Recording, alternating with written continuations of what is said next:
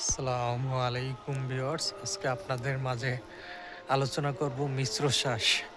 মিশ্র চাষ বলতে আমরা সাধারণত জানি একসাথে অনেকগুলো চাষ করা হয় তাই, কিন্তু এখানে আবার একটু টেকনিক অবলম্বন করে আধুনিক মিশ্র চাষ মানে খুবই ইন্টারেস্টিং বিষয়। এই যে জমিটা দেখতে পাচ্ছেন, এইটা প্রথমে এই আলুর সাথে সাথে লাল শাক মূলা ছিল। লাল শাক মূলার পরে এখন দেখতে পাচ্ছেন আপনার আলু। এই আলুর পাশাপাশি আপনারা এই যে মাঝে দেখতে পারবেন লিচু চাষ করা হয়েছে। লিচু গাছ, এই ক্ষেতে প্রচুর পরিমাণ লিচু গাছ আছে, যদিও লিচুর আসতেছে গাছে, এখনো মুকুল আসতেছে। লিচু চাষ, প্রথমে মূলা, লাল শাক, কিছু ধনিয়া ছিল, এরপরে এখন দিছে আলু, এরপরে আষাঢ় শ্রাবণ মাসে এখানে আবার ধান হয়।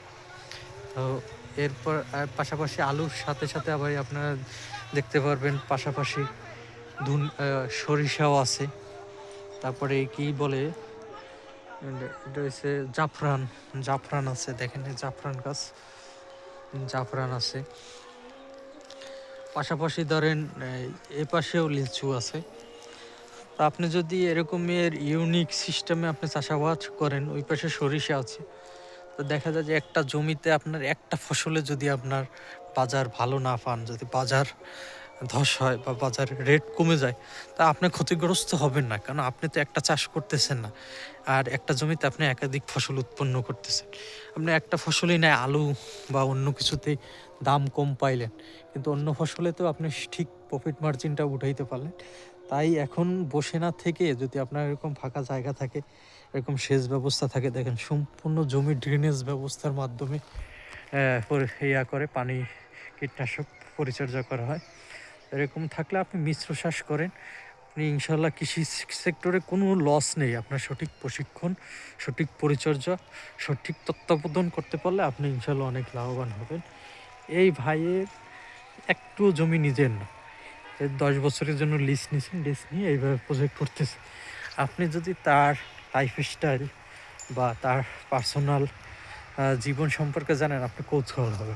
সে কিন্তু এই প্রজেক্টের উপরে, কৃষির উপরে সে সম্পূর্ণ সেটেল। তার বাড়ি গাড়ি, তার চলাফেরা, বাচ্চা কাচ্চা সব শহরে লাগা।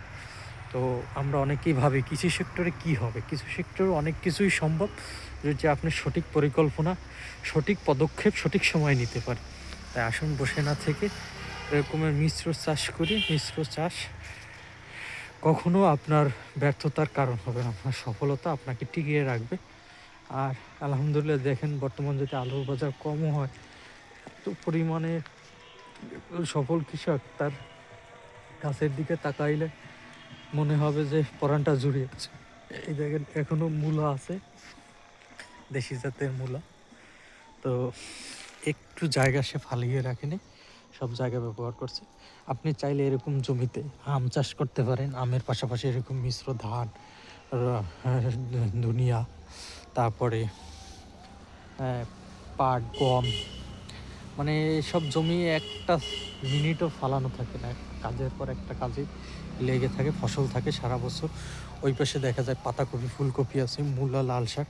প্রথমে শুরু করছে মূলা, লাল শাক, তারপরে পাতাকপি, ফুলকপি, ওলকপি ছিল, এখন আবার ওই মূলাও আছে, জিরা আছে, তারপরে ওই যে গোয়ামরি আছে, তারপরে এটা আবার কিছুদিন পরে এটা শেষ করে কালো জিরা দেবে, তারপর আবার ধান।